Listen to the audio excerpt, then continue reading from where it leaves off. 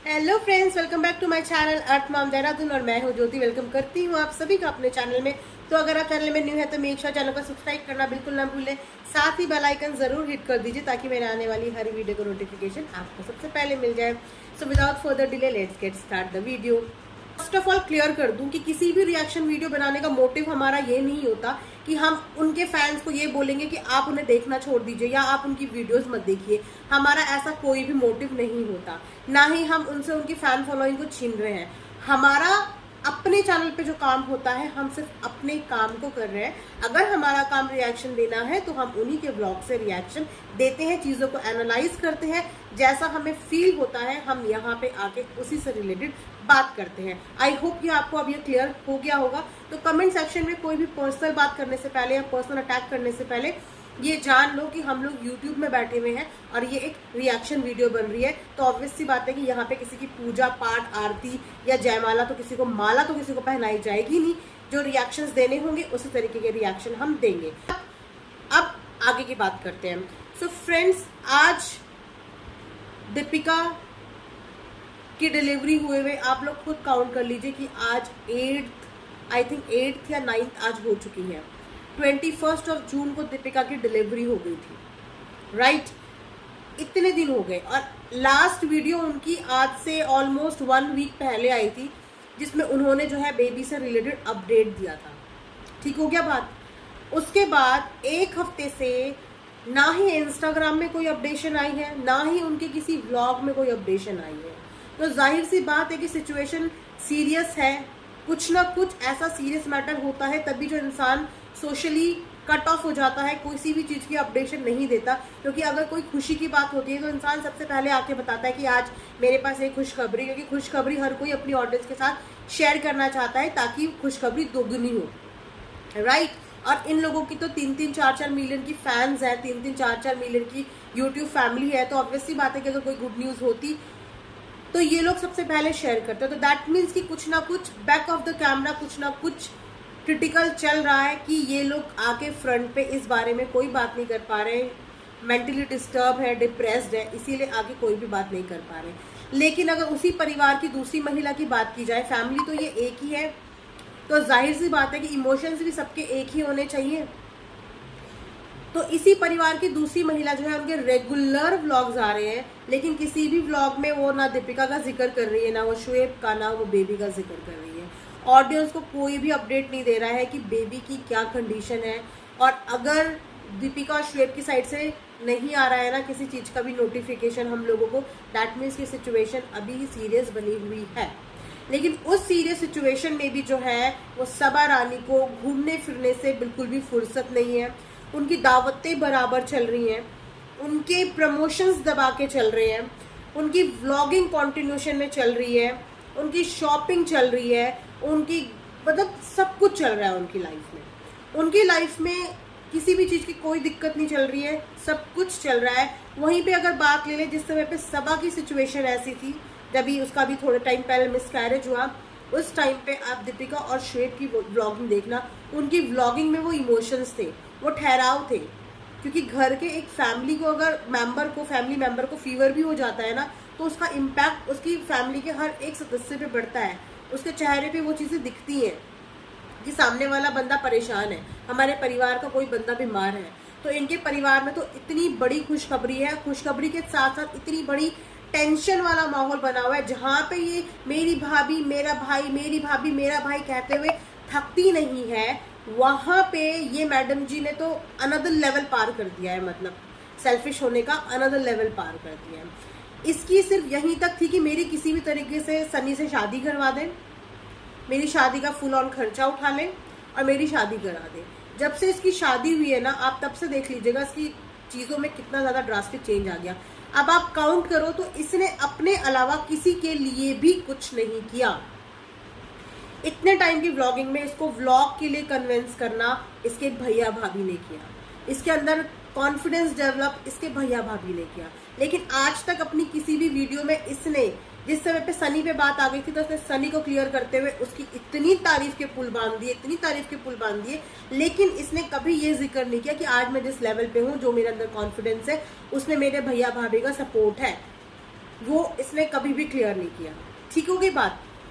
तो जब से इसने व्लॉगिंग शुरू करी है बहुत अच्छे इसके व्यूज आते हैं, बहुत अच्छे से चैनल ग्रो हो रहा है, लोग पसंद भी करते हैं, प्रमोशंस भी दबा दबा के आते हैं। लेकिन उसके बाद भी इसने अपनी फैमिली के लिए ऐसा क्या किया? अपनी उस इनकम से इसने पर्सनली अपनी फैमिली के लिए क्या किया? ये इतनी सेल्फिश थी कि इसने अपने YouTube इनकम से अपने नाम पे अपने लिए फ्लैट लिया, अपने लिए ज्वेलरीज बनाई। क्या उस इनकम का, किसी भी एक महीने की इनकम क्या ये अपनी भाभी पे इन्वेस्ट नहीं कर सकती थी? क्या किसी भी महीने की इनकम ये अपने भाई पे इन्वेस्ट नहीं कर सकती थी? इसने उन बच्चों के लिए कपड़े जरूर लिए हैं, जो इनके घर में बच्चे हैं, रिजा रिहान, उनके लिए कपड़े जरूर लिए हैं।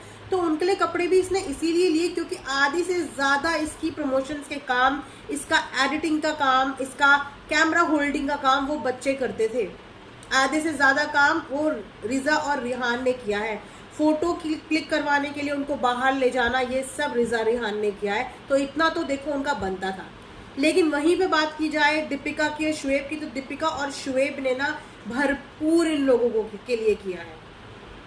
एक तरीके से देखा जाए तो बिग बॉस से आने के बाद दीपिका ने इंडस्ट्री एक तरीके से छोड़ ही दी है। ठीक है, तो उसकी भी जो इनकम होती है वो यूट्यूब से ही होती होगी।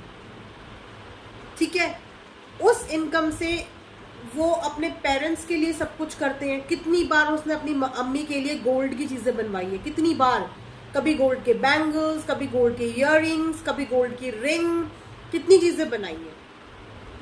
और तो और सबा तक के लिए उन्होंने गोल्ड की शादी में इतनी ज्यादा खर्चा करा था शादी में। लेकिन सबा ने कभी आज तक अपनी भाभी को कुछ भी ऐसा गिफ्ट नहीं किया कि हम बोले कि हाँ इसने अपनी भाभी के लिए कोई गिफ्ट लिया है। तो यहाँ से इनकी ना बॉन्डिंग पता चलती है और यहाँ से कितनी सेल्फिश है ना सबा, ये पता चलती है। चलो लेने देने से कोई बड़ा छोटा नहीं होता है, लेने देने से रिश्ते जज नहीं होते, चलो इस चीज को भी हम लोग यहाँ पे नेग्लेक्ट कर देते हैं। But what about the situation, the scenario, इस समय पे जो टाइम चल रहा है, उस टाइम पे इसको दावतें खाने जाना है, इसको कोलैबोरेशन, प्रमोशन, लखनऊ के 2-2, 3-3 चक्कर लग चुके हैं। लेकिन क्या मैडम ने एक बार भी बोला कि अब मुझे मुंबई जाना है अपनी भाभी के पास, कि मुझे मेरी भाभी को इस वक्त पे मेरी जरूरत होगी? अगर उसकी भाभी की साइड से, उसके भैया की साइड से कोई भी अपडेट नहीं आ रही, दैट मीन्स कि वो लोग अभी सिचुएशन से डील कर रहे हैं। उनका बेबी NICU में है, कोई छोटी बात नहीं है। आज 15 से 20 दिन होने को आने वाला है। लेकिन इन मैडम को तफरी मारने के अलावा या एक दूसरे के साथ रूम में, बस अब क्या ही बोलूं, आपने कल की वीडियो देखी है, ऐसा ऐसा कंटेंट क्रिएट कर रहे हैं। लेकिन इनको कहीं पे भी ये ख्याल नहीं आ रहा कि हम अपने भैया और भाभी के पास चले जाएं टाइम पे, या वो लोग की सिचुएशन में है क्या है, कम से कम ऑडियंस को तो ये बात बता दे। लेकिन नहीं, तो ये सब चीजें देख के ना फ्रेंड्स बुरा लगता है। मैं कोई हेटर नहीं हूँ सबा की, लेकिन जब ये सब चीजें देखे ना पर्सनली तो बुरा लगता है कि एक भाभी जो अपनी ननद के लिए करते नहीं थकती, उसकी शादी उसने जैसे तैसे अपना मन बना लिया। मतलब आप भोला बोलते हो कि वो बहुत भोली है, किसी भी भोली लड़की का अफेयर 7-8 साल से नहीं चलता है। एक भोली लड़की जिसका अफेयर पिछले 7-8 साल से चल रहा हो और उसने इस जिद पे अड़ गई हो कि मुझे शादी करनी है तो मुझे इसी से करनी है। भोली भाली लड़कियां ऐसी नहीं होती हैं। भोली भाली लड़कियां लव मैरिज नहीं करती हैं। मैं लव मैरिज को बिल्कुल भी बुरा नहीं बोल रही हूँ, लेकिन भोली और सीधी सादी लड़कियां नहीं करती हैं। उनकी पसंद से, घर वालों की रजामंदी से, घर वालों की पसंद से उनकी अरेंज मैरिज होती है। जो बंदा लव करने की हिम्मत कर सकता है ना, वो कभी भी सीधा नहीं होता, क्योंकि लव करने के लिए ना गट्स चाहिए होते हैं। अपने प्यार के लिए लड़ने के लिए हिम्मत और गट्स चाहिए होते हैं। वो किसी सीधे साधे बंदे के बस की बात नहीं होती है। और ये तो 8-9 साल तक लड़ी है उस प्यार के लिए, उससे शादी करने के लिए, और तो और उसी के लिए और अपने लिए इसने फ्लैट खरीदा अपनी इनकम से। तो आप खुद सोचो कि ये कितना फ्यूचरिस्टिक सोचती है, ये कितना पैसों को जो है वो इतना इम्पोर्टेंट समझती है कि इसने एक भी दिन व्लॉगिंग जो है अपनी रोकी नहीं। एक भी दिन इसके कॉन्टिन्यूस व्लॉग आ रहा है कि कहीं किसी भी एक दिन मेरा व्लॉग रुक गया तो मेरे जो है पेमेंट कम हो जाएगी, मेरे व्यूज पे इफेक्ट पड़ जाएगा। तो अब आप इस चीज को आप खुद सोचिए ना यार, मुझे जो फील होता है मैं यहाँ पे आके आप लोगों से दिल की क्लियरली बात कर लेती हूँ।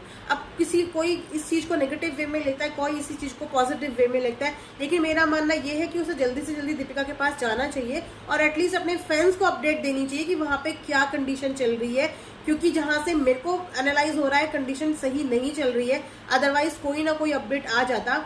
शुएब का अपडेट आया है अभी रिहान के बर्थडे विश के लिए, तो क्या शुएब एक छोटा सा मैसेज डाल के ऑडियंस को या अपने फैंस को ये नहीं बोल सकता कि फिक्र मत करो, सब कुछ ठीक है? एकदम से 5-6 दिन के लिए गायब हो जाना, पब्लिक के माइंड में इतने सारे मतलब इतनी सारी मल्टीपल थॉट्स क्रिएट कर देना, उसके बाद आके धप्पा करके हंसते हंसते व्लॉग में, मतलब बाकी लोग टेंशन में पागल हुए जा रहे हैं, एक दूसरे से लड़ रहे हैं, कोई इनके खिलाफ कुछ बोल रहा है, उनसे झगड़ रहे हैं आपस में, लेकिन ये लोग बिल्कुल चैन से बैठे हुए हैं कि हमें तो व्यूज आ रहे हैं, हमें क्या है, हाइप क्रिएट करते रहो, बाद में अचानक से खोलेंगे। तो ये सब चीजें देखो समझ में नहीं आती है। ऑडियंस बहुत ही भोली भाली होती है, जो किसी को पसंद करती है ना तो दिल से उनसे जुड़ जाती है और उनके लिए लड़ने मरने को तक तैयार हो जाती है। तो आप ऑडियंस के दिल के साथ ऐसा मत खेलिए। क्या अपडेट है, क्या चल रहा है, कैसा चल रहा है, एटलीस्ट एक छोटे मैसेज के थ्रू जो है ऑडियंस को बता दीजिए। फ्रेंड्स, ये थी मेरी आज की एक छोटी सी वीडियो। आई होप कि आपको पसंद आई होगी तो लाइक शेयर एंड सब्सक्राइब जरूर कीजिए। Bye bye, take care.